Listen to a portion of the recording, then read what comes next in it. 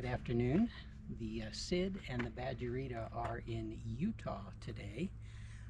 Basically, we're between Evanston, Wyoming and Park City, which is our destination. We are in the Wasatch National Forest, and we are going to do a loop hike today called the Clyde Lake Loop.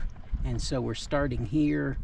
We're going to be going up and around and back again, about a 5-mile loop, and you can see this area is just chocked full of lakes. It's a beautiful area. The drive in here was spectacular. We've actually been on this road before and looking forward to another great hike today. So I'm taking a little side trail off the main trail to get to one of the many lakes that we're going to be hiking past.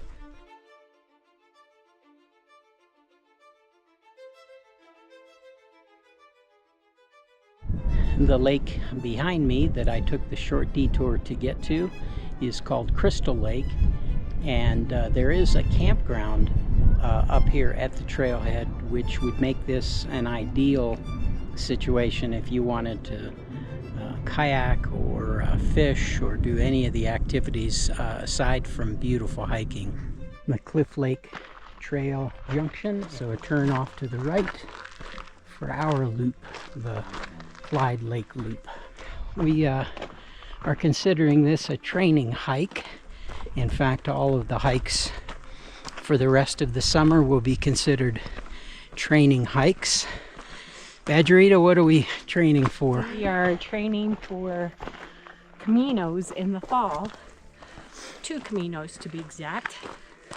Ken will be leaving in mid-September to fly to Spain and finish the Camino Norte, which was, you have 140 miles left of that.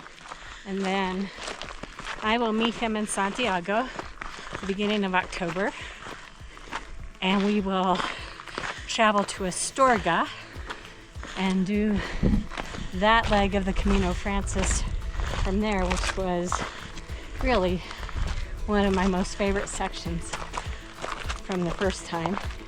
And that'll be about 160 miles.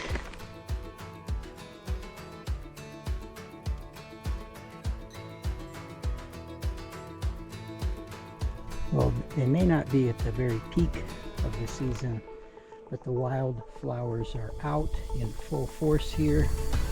And between that and the lake and the mountains, it's quite the spectacular setting. So far, the trail has been short, uphill sort of climbs, culminating in another lake.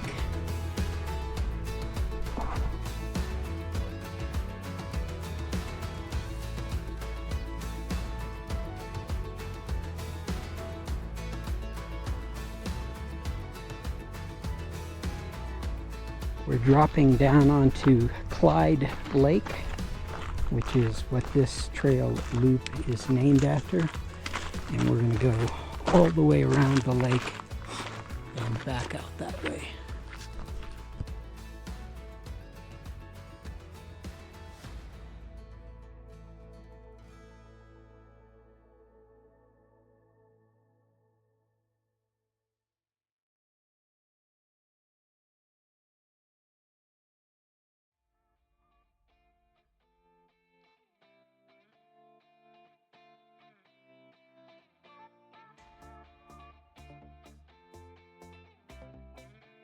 So if you do this hike clockwise, which is how we've done it, you do all your climbing in the first 2+ miles, and then you reach a point where you start descending the whole last half of the hike.